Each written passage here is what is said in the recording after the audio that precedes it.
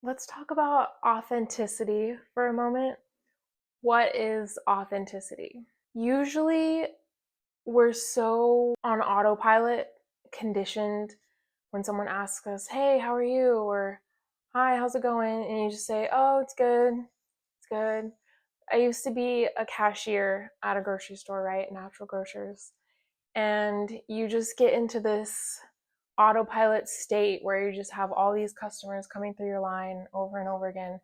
And you're just like, yeah, I'm good. Yeah, I'm good. I'm good. I'm good. And it really disconnects you from yourself and also from the opportunity to truly connect with the other person. Um, and so I found myself experimenting with authenticity in a way that others might consider taboo or uncomfortable.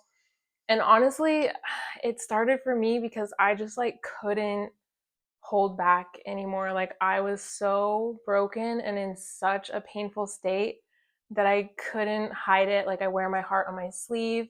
I couldn't just lie to myself and to the world that I was fine when I wasn't. And so, as an example, apparently this guy came in my line at Natural Grocers, and I must have said I'm actually not okay. Like when he asked me like, "Oh, hey, how's it going?" just like casually. And I was like, "Actually, I'm really not okay." And so he goes and tells his girlfriend that. He's like, "Wow, I've never heard someone actually say they weren't okay before." And then they came back in, like they were regulars. They would come in often. I would see them and I would kind of like feel drawn to them. But the girl was talking to me one day and we ended up becoming friends.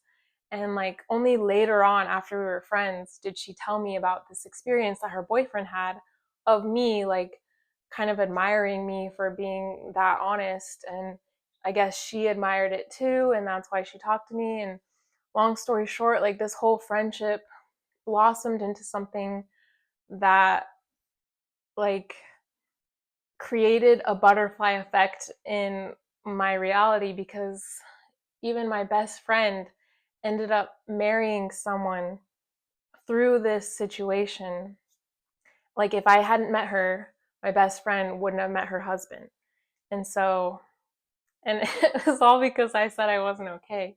And there's another example where I was also working at Natural Grocers, same thing, and a guy, an older like doctor guy, came through my line and asked me how I was. And who knows what I said, but I was just like, man, I'm really struggling right now or something. And he came back with like the most beautiful little bouquet of flowers that I've ever gotten in my life and a card that said like something really sweet, like hope you feel better or something like, and it just like really touched my heart, honestly, and something I'll never forget. And so that's the power of authenticity, like actually being honest with how you feel, even when it might seem scary or vulnerable, or you might get rejected.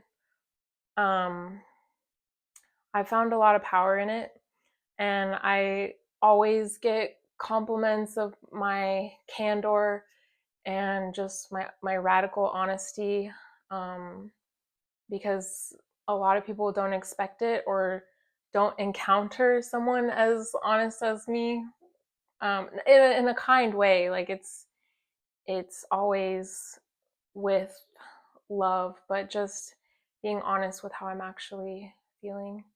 Um, so yeah, I just want to encourage people taking that little leaning into your edge a little bit here and there and seeing how it feels to actually tune in with how you're feeling and then share it with people, with customers, just out in your daily life. You never know what could happen or how or what kind of support that you could get or bring someone else. So, thank you.